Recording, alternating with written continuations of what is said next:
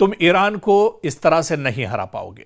जी हां, और ये जुमला दरअसल अब एक तरह से सच साबित हो रहा है, क्योंकि 40 दिन गुजर गए, बड़े पैमाने पर तबाही हुई, एक लंबी जंग चली, लेकिन नतीजा कुछ नहीं निकला, सिर्फ और सिर्फ तबाही। ईरान में बड़े पैमाने पर तबाही हुई तो इजराइल को भी तबाही क्या होती है, लोगों का दर्द क्या होता है, परेशानी क्या होती है, और जब जख्म लगते हैं तो उस वक्त दर्द क्या होता है, यह इजराइल को भी पता चला। ये मशरिक़ वस्ता के जो अरब ममालिक हैं, जो शेख और अरब ममालिक की जो लीडरशिप है, जो अय्यासी में एक तरह से डूबी हुई थी, उन्हें भी एक तरह से मालूम हुआ कि आखिर दर्द क्या होता है, आखिर जंग क्या होती है, और आखिर जो एक ममालिक और दूसरे ममालिक आपस में जब भिड़ते हैं, जब लड़ते हैं, उनमें जब कशीदगी होती है तो किस तरह की परेशानियों का सामना होता है, यह शायद अरब ममालिक को पहली बार पता चला होगा, या एक लंबे वक्फे के बाद इस तरह के हालात उन पर आए होंगे। क्योंकि ईरान, इजराइल और अमेरिका जंग में गुज़िश्ता 40 दिनों के दौरान कई ऐसे वाकयात हुए जो मुस्तकबिल के खदशात की जानिब भी इशारा कर रहे हैं। मसलन इजराइल पर ईरान ने पूरी शिद्दत के साथ हमले किए। मशरिक़ वस्ता में अमरीकी तंसीबात को बड़े पैमाने पर नुकसान पहुंचाया गया। इजराइल के अंदर कई शहरों को बुरी तरह नुकसान पहुंचाया गया। इसके अलावा खलीजी ममालिक में अमरीकी और इजरायली मफादात, तंसीबात और फौजी अड्डों को भी काफी नुकसान उठाना पड़ा। इधर अमेरिका के 17 से ज्यादा निहायत महंगे और मौलिक तरीन जंगी जहाजों को भी ईरान ने जमीबोज कर दिया।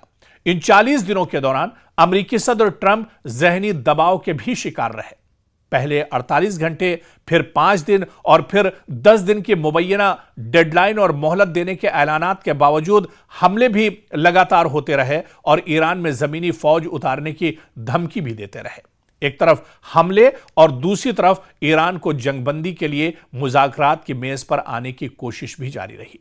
ट्रंप इस जंग में इतने मजबूर दिखे कि वो गाली गलौज पर भी उतर आए, जिससे ट्रंप सारी दुनिया में खुद ही मौजूए मजाक एक तरह से बन गए।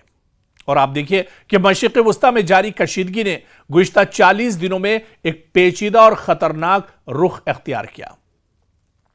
ईरान, इजराइल और अमेरिका के दरमियान बढ़ती हुई महाज़ाराई ने न सिर्फ खित्ते बल्कि आलमी सियासत को भी हिलाकर रख दिया था। यह तनाज़ा महज फौजी ताकत का नहीं बल्कि हिकमत अमली, सिफारतकारी और नफ्सियाती जंग का भी एक बहुत बड़ा इम्तिहान बन गया। गुज़िश्ता 40 दिनों के दौरान कई अहम और तशवीशनाक वाक़यात भी सामने आए। ईरान की जानिब से इजराइल पर शदीद नौयत के हमले भी देखने को मिले। मशरिक़ वस्ता में अमरीकी तंसीबात को निशाना बनाया गया। इजराइल के बाद शहरों में बहुत ज्यादा नुकसान एक तरह से ईरान ने पहुंचाया।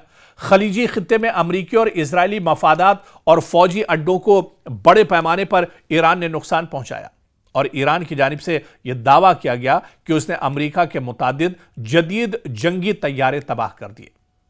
और बाकायदा सिर्फ दावा ही नहीं किया गया बल्कि ईरान ने कई जो सीसीटीवी फुटेज हैं, कई फुटेज भी एक तरह से जाहिर किए और दुनिया के सामने बता दिया कि वो सुपर पावर के सामने डरने वाला नहीं है, घुटने टेकने वाला नहीं है और सुपर पावर को किस तरह से जेर किया जा सकता है, उसे किस तरह से शिकस्त दी जा सकती है, वो मिसाल भी एक तरह से इन 40 दिनों में ईरान ने दुनिया के सामने पेश कर दी। ईरान अपनी दिफाई और जवाबी सलाहियत को दरअसल उसने उजागर करके इन 40 दिनों में दिखाया। नफ्सियाती बरतरी हासिल करना भी जंग का हिस्सा है। अमेरिका और उसके इत्तेहादियों पर जिस तरह से ईरान ने दबाव बनाया, वो भी दुनिया के सामने एक तरह से मिसाल है। और आप देखिए कि अमेरिकी सदर डोनाल्ड ट्रंप इस पूरे बहरान में एक मुतजाद हिकमत अमली के साथ सामने आए। कभी 48 घंटे, कभी 5 दिन और कभी 10 दिन की मोहलत देने के बयानात। एक तरफ हमले जारी रहे और दूसरी तरफ मुज़ाकरात की पेशरफ्त भी करते रहे। ईरान को ज़मीनी हमले की धमकियां भी देते रहे।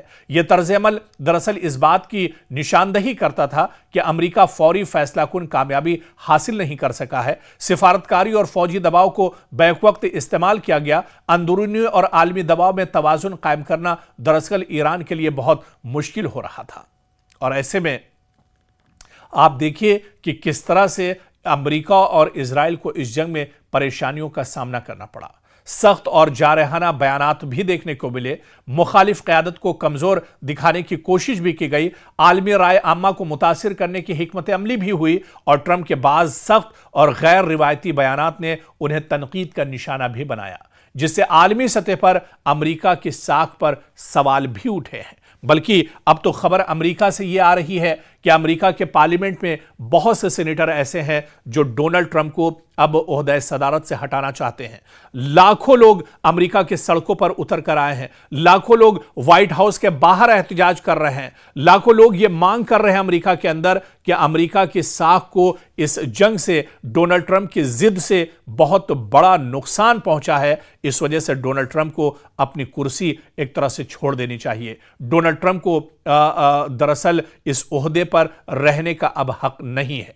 तो ये 40 दिन जंग में तबाही जरूर हुई, नुकसान जरूर हुआ, लेकिन अमेरिका और इजराइल जैसे ममालिक जो अपने आप को सुपर पावर कहते थे, उनकी पोल भी दुनिया के सामने खुल गई है।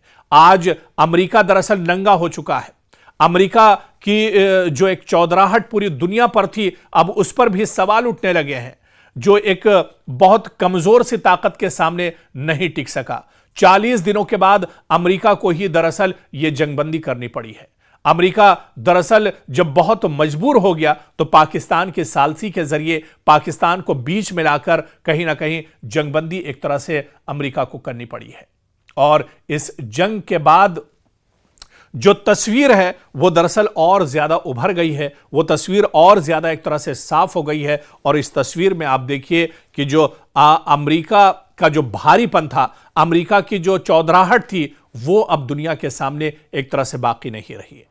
इजराइल जो अपनी टेक्नोलॉजी के लिए माना जाता था, उसकी टेक्नोलॉजी भी पूरी तरह से इस जंग में नाकाम हुई है।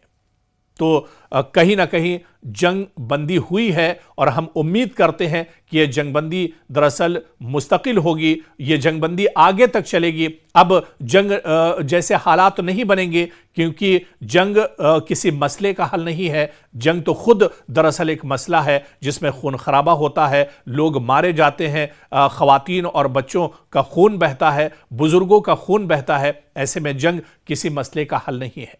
लेकिन इस 40 दिनों की जंग के बाद दुनिया के सामने अमेरिका और इजराइल की पोल जरूर खुल गई है।